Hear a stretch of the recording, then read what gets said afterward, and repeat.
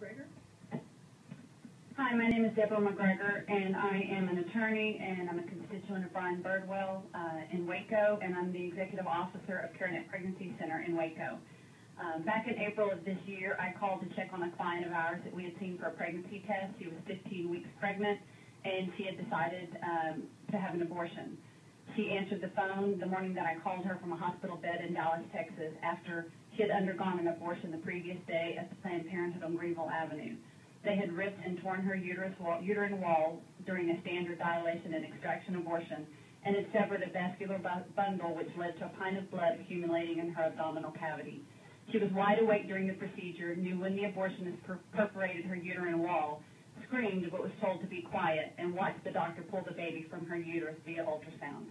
This young lady was forced to walk out of Planned Parenthood clinic after telling them that she was dizzy, had abdominal pain, shortness of breath, pressure in her rectum, and thought that she was bleeding. She was a nurse. Even after she asked to stay longer for observation, she was told to drive herself to the nearest emergency room. She was not given the option of transferring by ambulance with transfer papers. The abortionist never offered to call an emergency room with which she was familiar, but she was forced to get herself to the nearest hospital.